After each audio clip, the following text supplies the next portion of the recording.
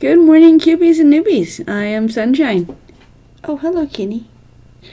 I am Sunshine, and I'm the creator of the ABCube formula for solving Rubik's Cubes. This is formula A, this is formula B. Kitty. Today is Tuesday, so yesterday I did the corners, working from the outside in. Today I'm going to work on the the opposite edges. I've been training my eyes to look for the white and yellow, so I'm going to keep looking for white and yellow. And I'm going to put white and yellow, or yellow and white, left and right. Yellow and white or left and right. And then I look for in the middle for anything that's yellow or white and throw it in the direction it belongs to be. I do not pair up my centers and then solve like a 3x3 because that's, well, in the first place it takes longer for me to look for, here's a white and green, where's my other white and green, let's pair them together.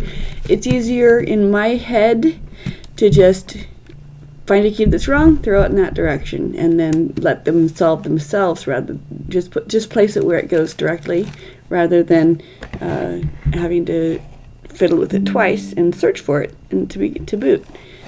I'm sorry, I got some pop-ups to deal with here. How are you, Doug? Go away, pop-up. Okay, there we go. Good morning. Okay, so yellow and white are left and right. Formula B, again, we just for those of you who don't know, watching later, we look at the front of the cube as if it were rows and columns on a spreadsheet, and the arrow represents the one row one slice that you turn, and the line represents everything else. So we're dealing with, just for formula B, we're dealing with the top row and two columns. When we're dealing with corners, the columns are the outside edges. And when you're dealing with any other piece, the columns are where the piece begins and where the cube's going to end up. So it's going on this side between these two. So this is my first column, this is my second column. So I start by moving it away from the action. And up, up, down, down. There's another one. How's your morning, Doug? Doug Cube? Got anything fun planned for the day?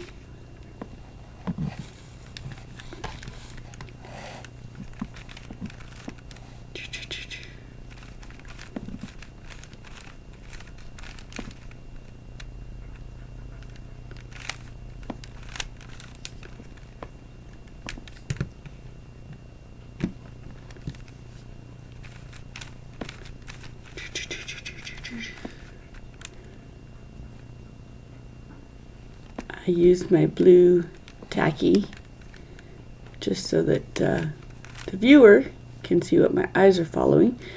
These are together. I'm going to keep them together for as long as is convenient.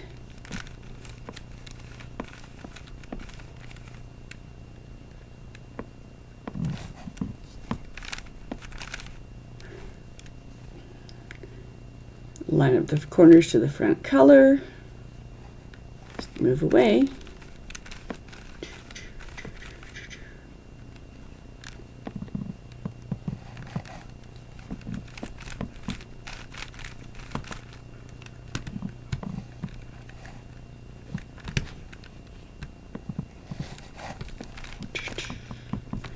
Line up the corners, move it away, up, up, down, down.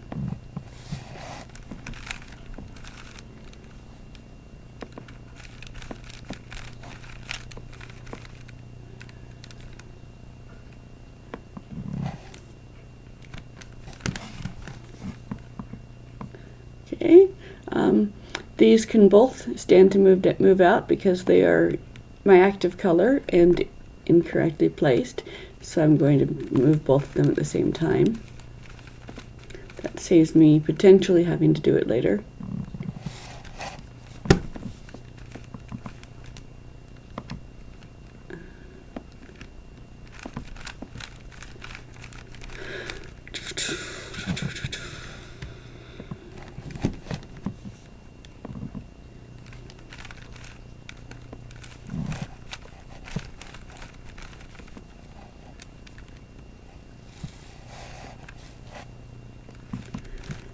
I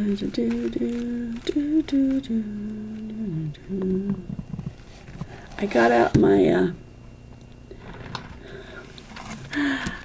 my 10 by 10 yesterday. Decided to start solving it. I'm going to. I got as far as having a parity.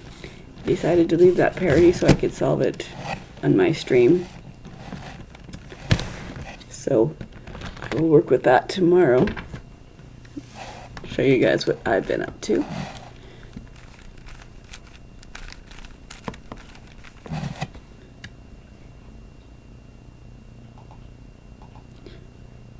If you just joined me, I'm Sunshine. Today is Tuesday, so I'm doing the yellow and white edges today, the opposite edges. And the yellow and white are left and right. Active colors on top. I match the corners to the front color and move it away from the action and in a Formula B. Up, up, down, down. Look, so, oh dear, there's no looking only at the edges. Yellow and white are not here, so I look to see if they're done, and they are done. They will either be done or some of them will be placed to the side but incorrectly, in which case you just throw a garbage piece in and then place it as it goes. So this one, yellow and white are left and right, they're done. Let's move to the next one. Alright, yellow and white are left and right. Active color is on top. I'm looking for something from the middle to throw out toward the edges. Move the corners together to match the front color and move it away from the action to begin. So up, up, down, down, and then set the center. There's another one. I want my active color to be on top. So I flip the cube. Yellow and white are still left and right. Bring the corners to match the front color and move it away up, in, up, away down, in, down. Match the center. There's yellow or white. I'm dealing with yellow or white. Active color is on top. Bring the corners up forward to match. See which direction it's going and move it away.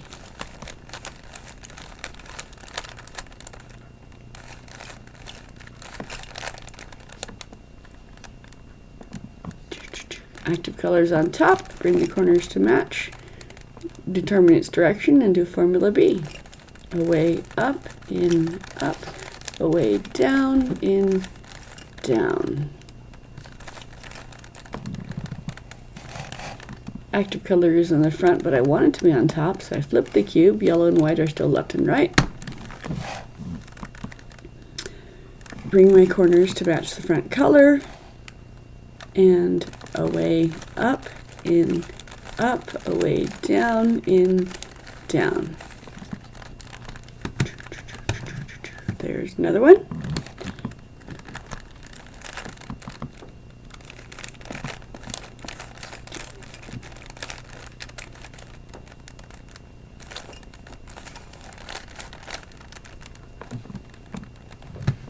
Again, this is not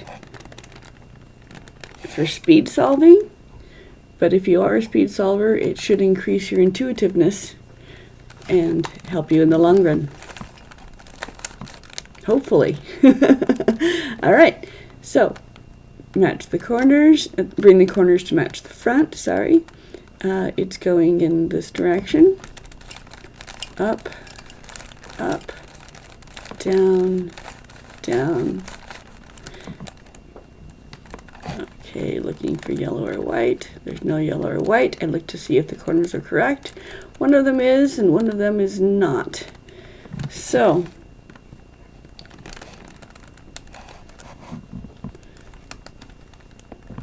I throw this into an incorrect place. Okay, so I throw an incorrect piece into there. Up, up. This when you're speed solving that you could just go on to the next step from here. You don't have to do what I'm doing. Match the corners. This is just demonstration anyway. Okay, now there's no more yellow and white, and yellow and white are done. Let's keep doing it.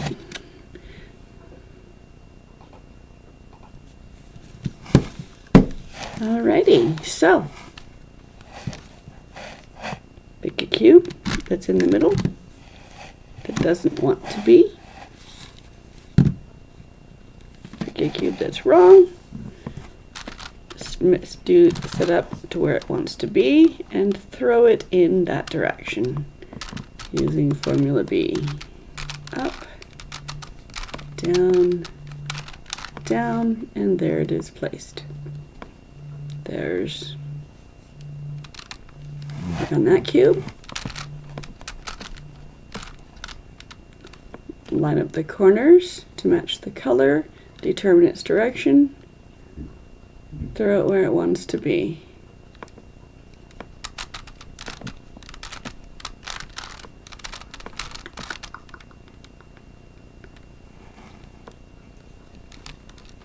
Okay.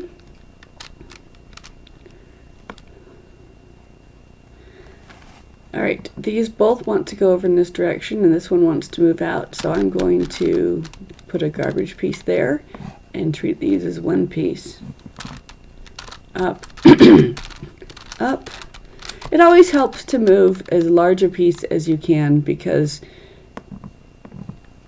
you might, because sometimes that will automatically place something that you weren't looking at, the third piece that you weren't paying attention to. Alright, so up, up, down, down.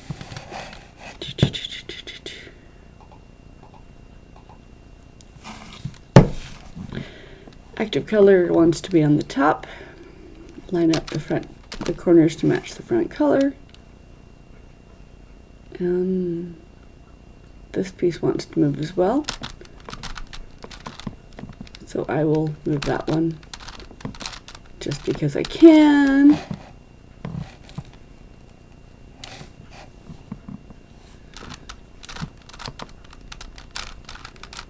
You can be, the larger the cube, the more options there are for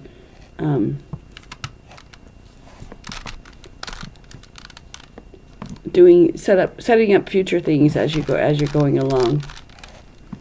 So for instance, I can move this piece out as well. My goal in the opposite edges is first to place one, to place the pieces where they belong, and two, to displace pieces that need to be displaced so they can be placed correctly. So if you can do that at the same time, that's obviously advantageous. Up, up, down, down.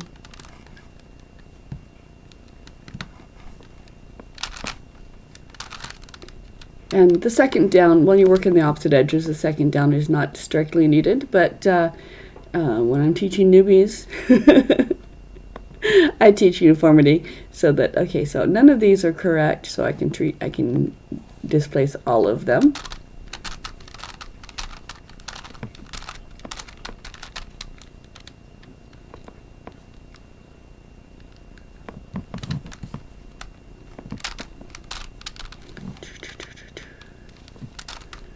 Up, up, down, down, here's one. Okay. Up, up, down, down, and there's the other red. I may as well act on it.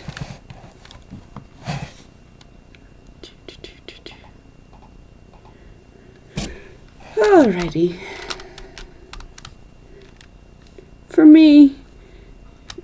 because my cubing is so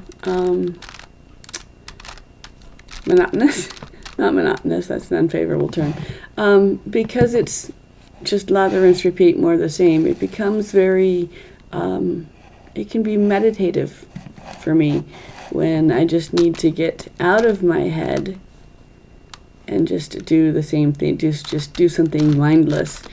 I will pick up a cube and solve it, because it's soothing to me that you do what's needed and it happens. You know, you do the formula and the desired outcome just happens. You don't have to.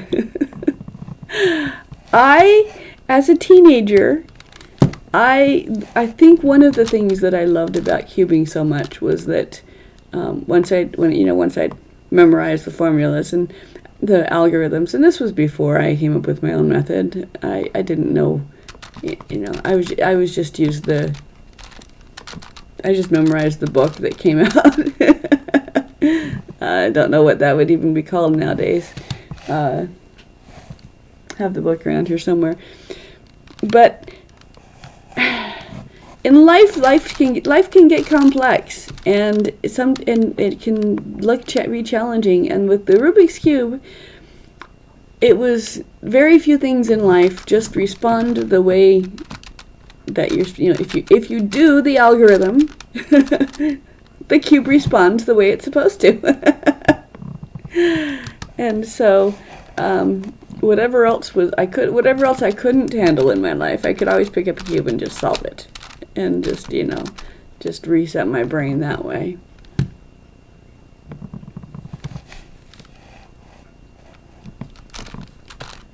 And now that I don't have to remember which algorithms to use when, and which one is in which order, and it's just all A and B, then it's just even more just soothing for me. Rubik's Cubes are soothing for me. People, as you know, people will look at you with a cube in your hand and go, "Wow, you must be a genius." And if you figured it out for yourself, then yeah, absolutely. But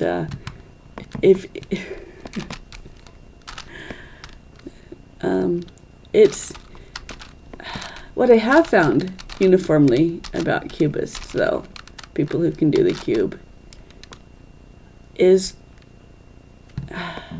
they're all friendly. If I see someone at the library with a cube in their hand, or out somewhere in the wild, I know I can say hi, and I know I can ask them questions about their interest, which is the cube, and it's just kind of as someone who grew up very incredibly painfully shy, that's a real advantage for me. I'm not yet. Okay, yellow or white, yellow or white, yellow or white, yellow or white. No, so I look to see, okay, these whites are done. These yellows are done, and since it's an odd numbered cube, I am going to go ahead and place the center. So I'm looking for a yellow. Yellow is going to go up here. So I move it away. Formula A, I'm going to apply to this cube.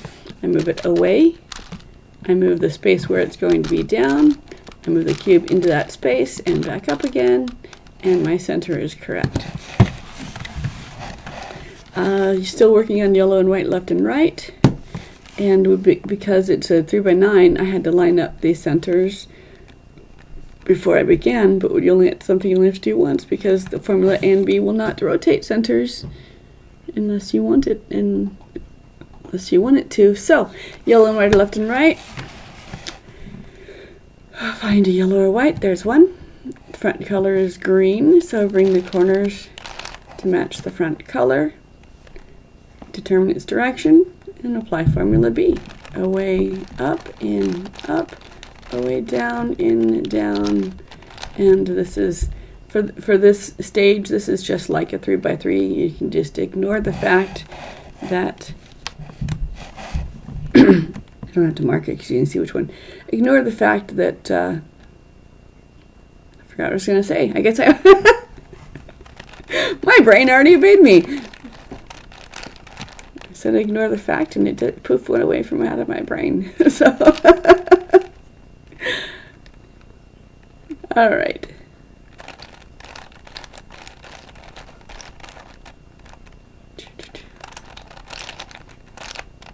Line up the corners to match the front color, determine its direction, and place it. Line up the corners. Ignore everything but what you're working with. Going in this direction, formula B. Away up, in up, away down, in down. It's going in this direction.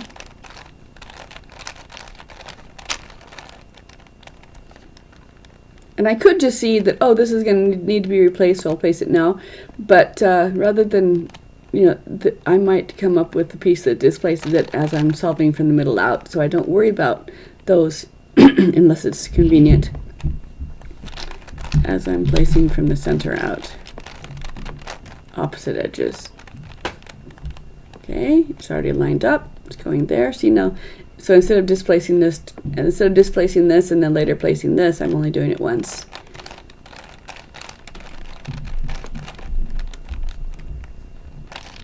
Line up the corners. And now you can always leave the last one done, because your first step in the next step is to displace a yellow down. So as you're working along, when you get to the very last one, you can always leave it undone. But I'm going to do it just for the sake of completeness here.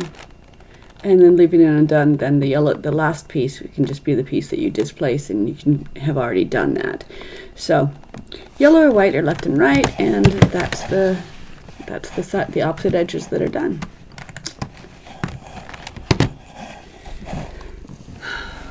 So that was today's lesson.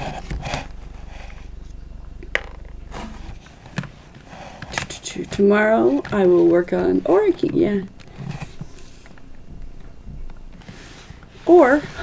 going to do this tomorrow. Let's work on mine now. Let's work on this. Okay, this has parity. I did of course the corners are done. The yellow and white are left and right. And then I did I displaced the yellow to get the side edges done, and that gave me a parity on 3 parities. But they're all done the same. They're all solved the same way, so we'll treat them all as one. We'll do it all as one.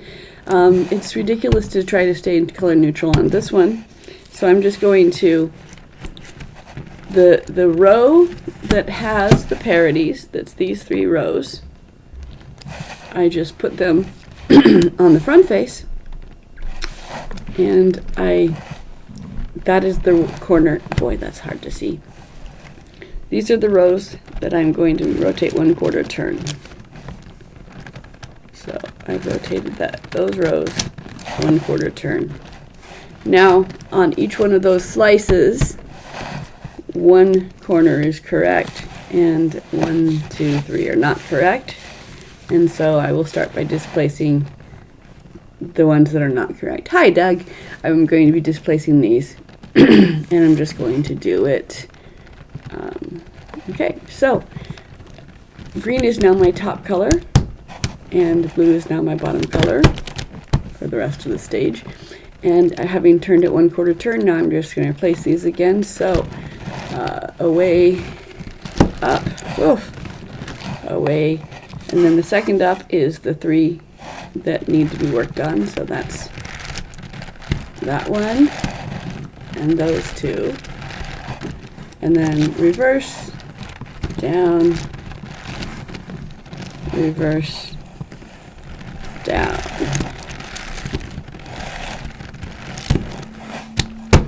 And then with green as my top, I just place until the green comes back to the top, and it will be solved. So let's work on this. This is so massive that I have to, okay, so move holding the top, rotate the bottom until the corners match the front color. It's going in this direction. So away, up, back, second up for those 2 and that one, away, down, back, second down. Edges keep me honest. There.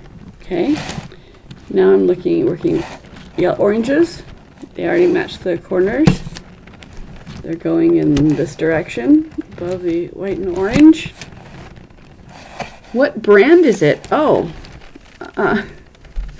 I have no idea. I did not buy it from the store. It came with a bunch of cubes that I was buying at the time, and it just came with it.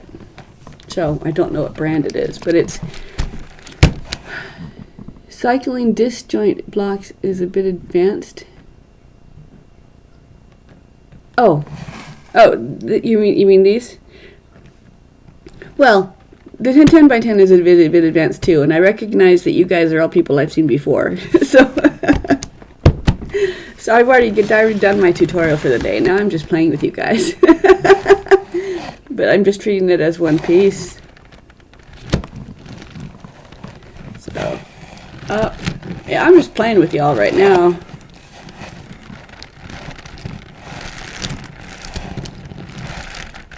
Up, down,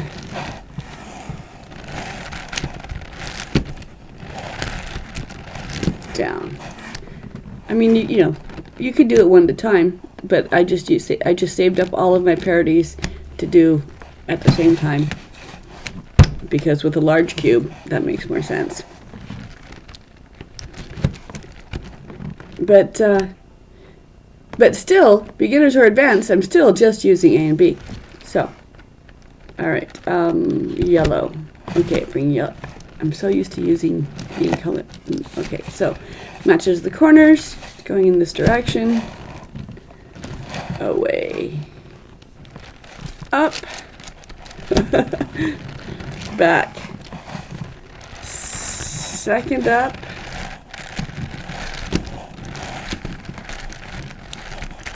Cycling disjoint blocks. Did not know that's what it was called that I was doing. Down. Just treating it as one piece.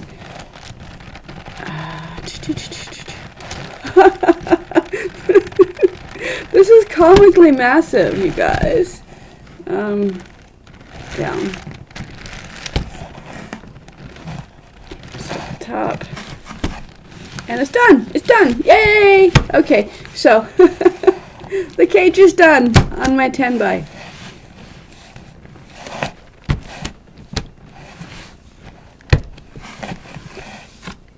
I solved an 11 the other day and mine is really? I believe it.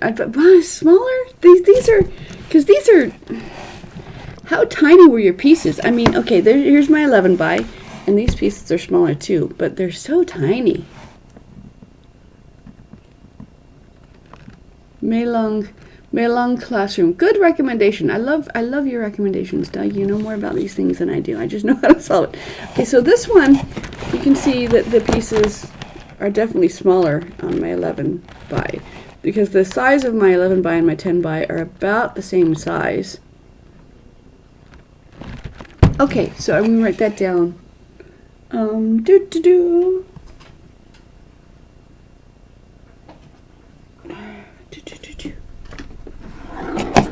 What was the brand?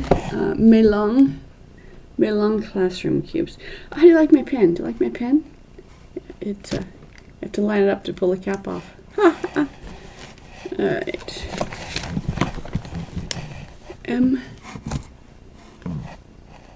Excuse me, you guys. Long Classroom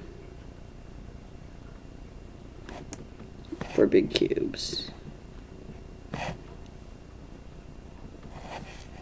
Per Doug. Okay. My pen.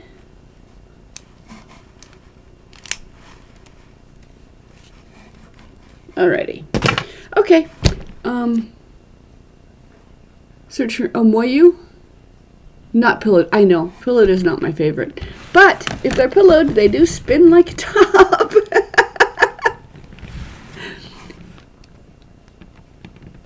Okay. Alright. Cubesy. I have been buying most of my stuff from the Cubicle, but I will check out. Oh, okay. What does the classroom mean in this context? Why are they called classroom cubes?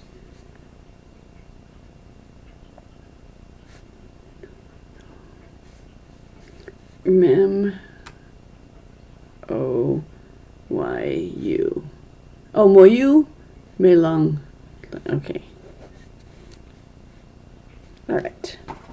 Thank you for that.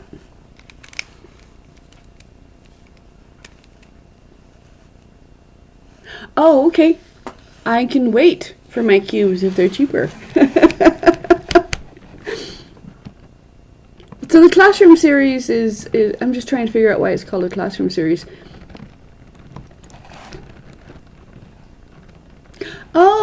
Oh, so that if I want to buy a cube for all of my classroom, because if I'm teaching the cube and I want to buy a bunch of big cubes, I don't want to pay a lot of price, I'm going to buy the classroom series because I'm going to assume that those are going to be cheaper than buying one at a time. So that makes sense. That's a good marketing thing. I like that. Okay. So this is my 10 by, and it's it's not as meditative for me because I have to line up everything. But this is why I would not willingly buy a pillared cube, is because I can tap it and that lines it up for me. I tap it on the desk. All right. So, doopy-doopy-doo. All right. This is also something I do not teach my new beginners, is how to do the first row. I use Formula A, an adapted Formula A, for solving the first face. I find a row that does not have if there's whites in it, I move it out of the way, and then I bring that column down. And because of the mathematics of the cube, there's 4 pieces in this row that will fit there. So I'll move everything 3 times. So I'll go 1, 1. That's once. And then any whites that I captured, I keep, and then I will move. So I'll do 2,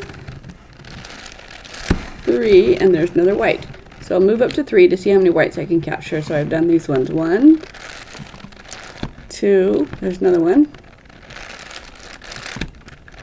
3, those are not whites, but I don't want to keep the yellow, so I'll move that out of place.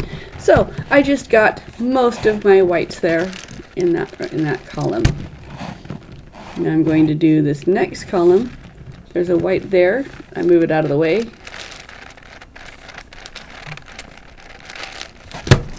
And again, this is not what I teach. This is just how I save time for the I use formula. This is my... Okay, so I brought a row down. I cycle through the sides to see if anything lines up. Okay, I just got those whites. I cycle everything that's not white. That was 2. And then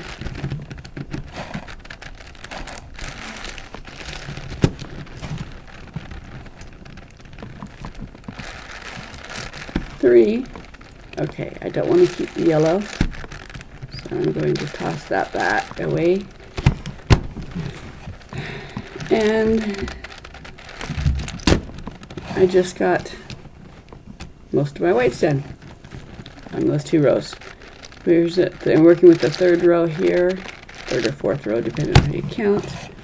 Bring this row down. Rotate the sides 1, 2, 3. There's 1.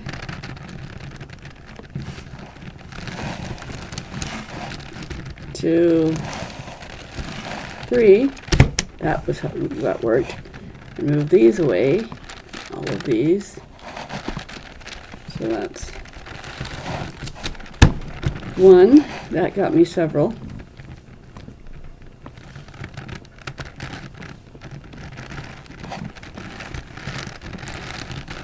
2,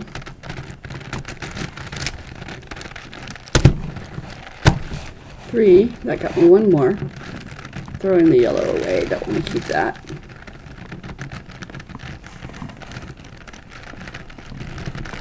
Because it's opposite white, that's why I'm not keeping it. And then this one, 1, 2, 3, nope, nothing there. And then I move that row back up.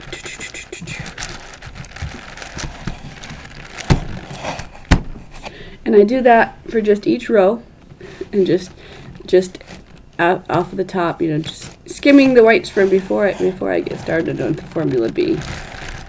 So I bring a column down. I just move the centers 1, 2, 3 times 1. There's 2.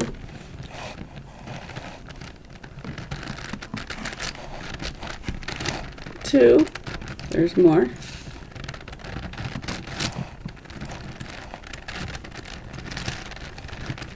3. Okay.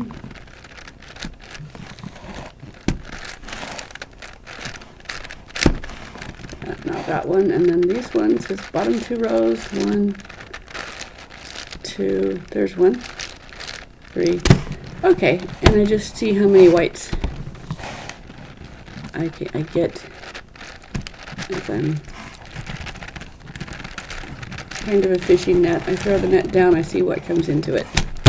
Alright, so for this row, move the whites out of the way.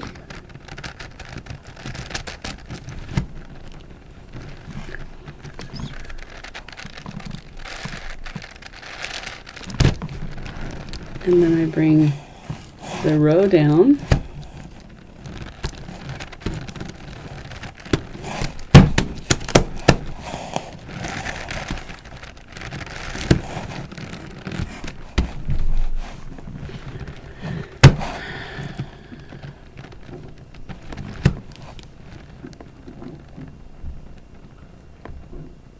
It would really speed up this method if you had started with solving 2 opposite centers, then solve 8 edges using the open slices, then continue.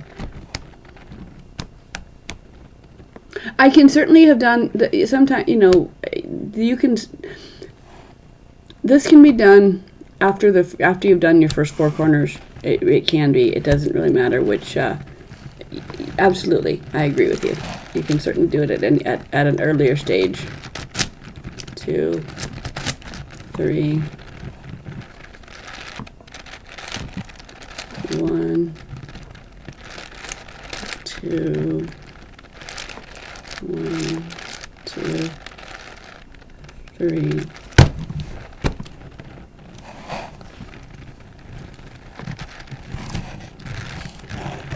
I do corners first, but you can. When I do corners, it doesn't mess up the edges. It's a center, so we can do centers first. That doesn't matter.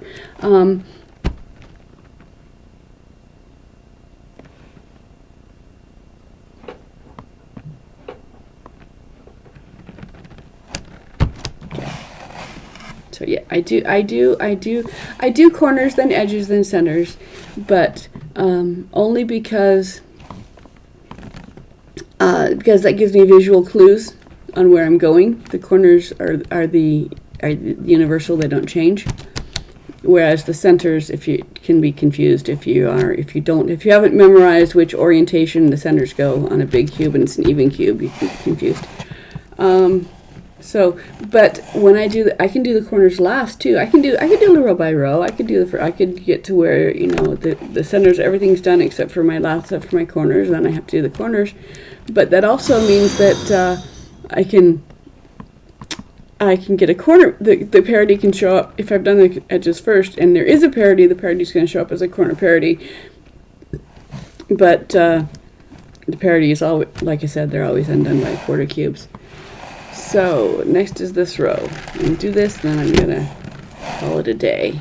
So I bring it down. I'm going to move 1.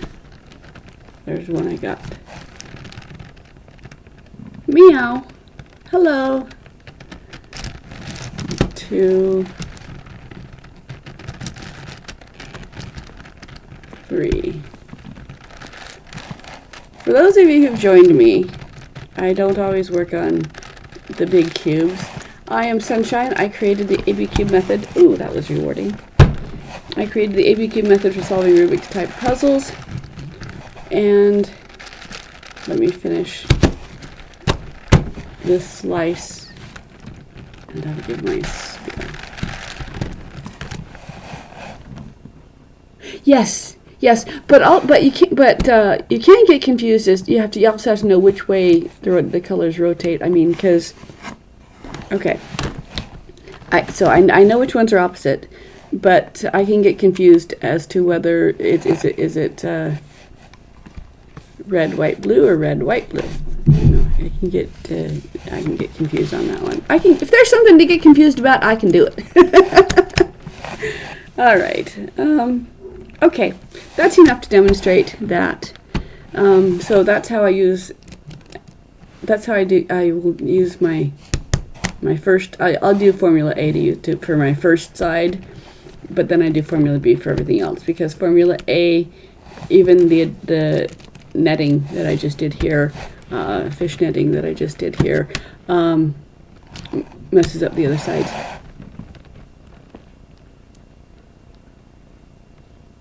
Opposite centers first. Yeah, that's true. Okay, so all right, let me make sure I understand what you're saying. Yeah. Oh, so you do opposite centers and then the cage and then the rest of your centers?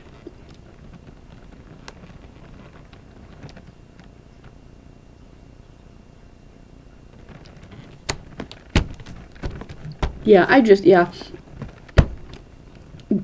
You're right with opposites. You don't have to remember the which direction it goes. Okay. Yes. Order of operations is very fluid.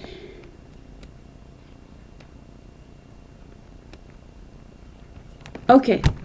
So for big cubes, do opposite centers, then work out. I get it. I got it. Okay. Anyway, that is I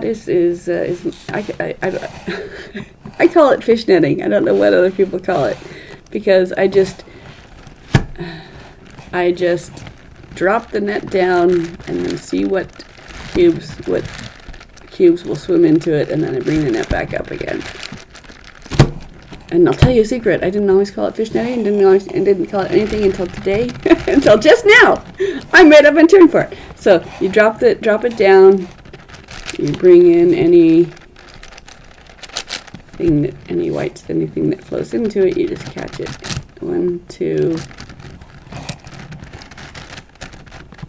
3, 1, 2, 3, and then you bring that slice back up again.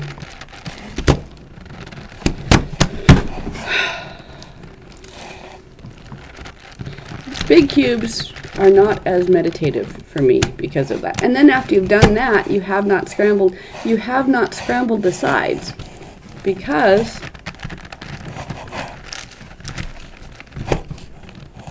anytime you keep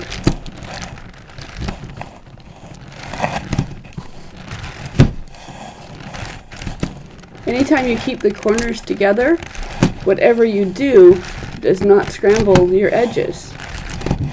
So my cage is still solved.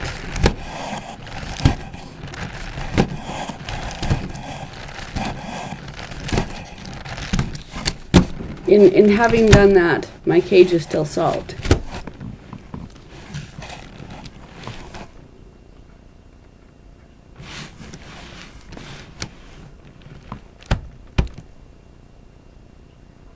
Isn't that fun?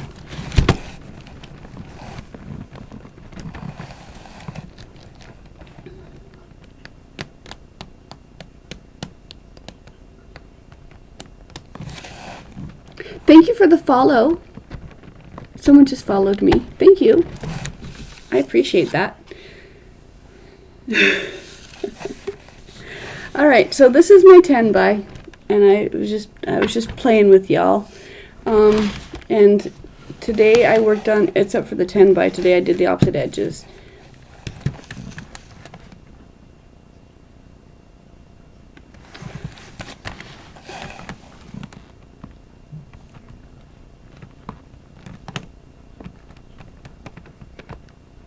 I don't know the free slice concept, but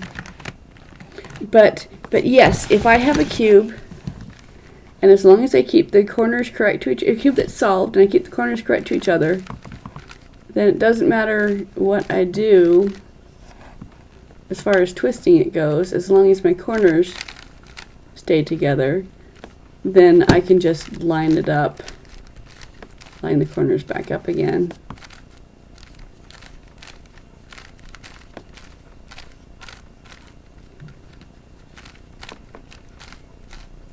If you kept your corners correct to each other, you did not mess up your centers, your edges.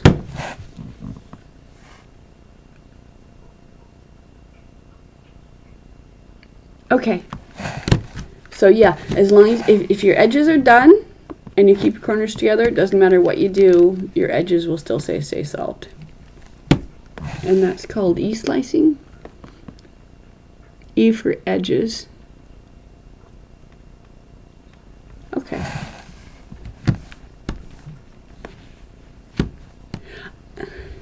Free slice method. I don't know terminology because I haven't studied this, all of the cubing and speed solving. I I know what I pick up on. I mean, I know that most algorithms have a name so that you can remember which one to use. So yeah, anything you can teach me is great. Now that but it's your variation of it and not what most cubers think of when they hear the term. But it's, okay. Yeah. Yeah. My autistic friend that I showed him the cube and the one they took off and surpassed me. He came back a couple weeks later. He's like, and he started talking cube lingo, and I'm like, I have no idea what you're saying. He's like, I thought you knew this stuff. You're, nope, I know this. That's all I know.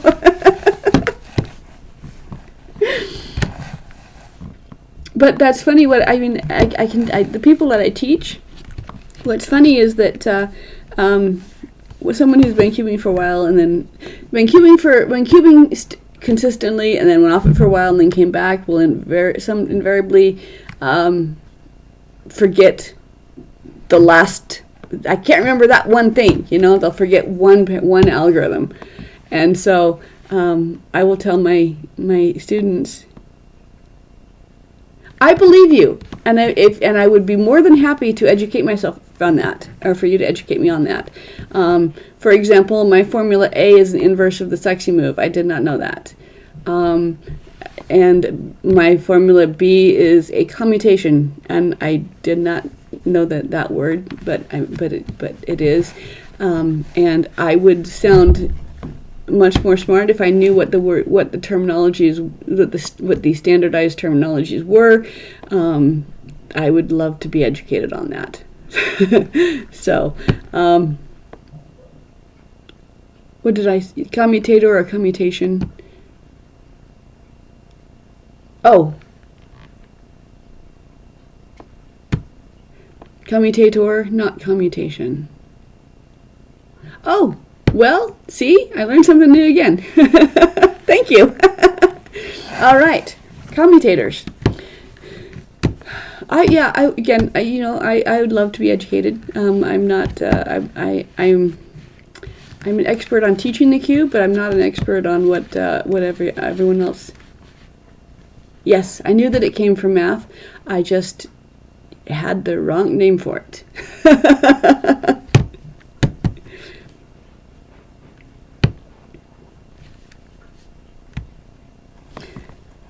But I do know that as long as, like I said, as long as you keep the corners correct to each other, the edges won't scramble. Also know that if you take a big cube apart, those of us who learned back when there was just the 3x3 knew that you had to put it together again exactly the way it solved, or else you would have probability of not being able to solve it.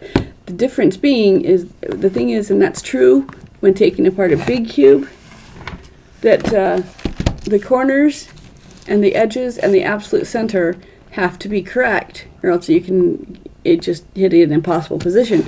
But all of the other center pieces, they do not have to be sorted by color. You can just sort them by shape and put them in there, because unless you have a picture on your cube or arrows, then this cube can be correctly placed here, or here, or here, or here. And since every piece can be correctly placed in one of 4 positions because of the mathematics of the cube, you can always solve it. So if you're ever reassembling a large cube, you don't have to sort them by color, except for the corners, edges, and center. So that's a fun little bit of trivia. All right. Well, thank you. Thank you for yeah. I would sound smarter if I knew what the names for the things that I was doing. Anyway, all right. Thank you for spending your morning with me. Thank you for playing with me and talking with me. And romper, bumper, stomper, boo. All right, you guys, have a fun day. I'm going to sign off now. So I was just trying to figure out how Formula A... Okay, hold on. All right, isn't the sexy move up, right, down, back? I'm sorry, not right. Hold on.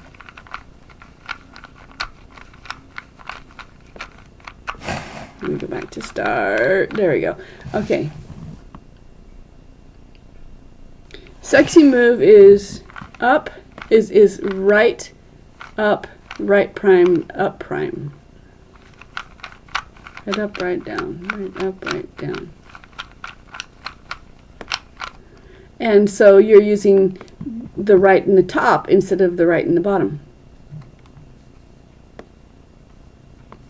My formula A is right and down.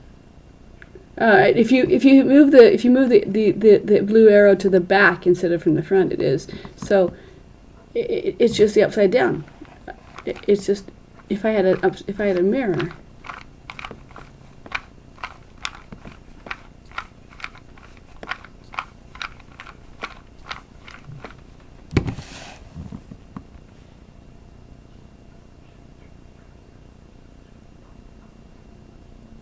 Okay. I had someone tell me that it was the upside down. It was almost as the sexy move. So I went and looked at what the sexy move was, and I agreed with him. But I also agree with you. So okay, I will stop saying that.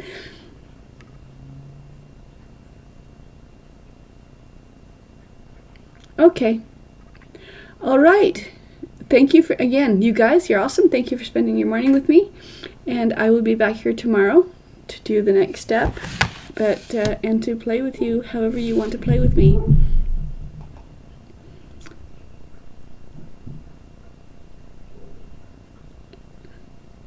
Okay. Bye, you guys.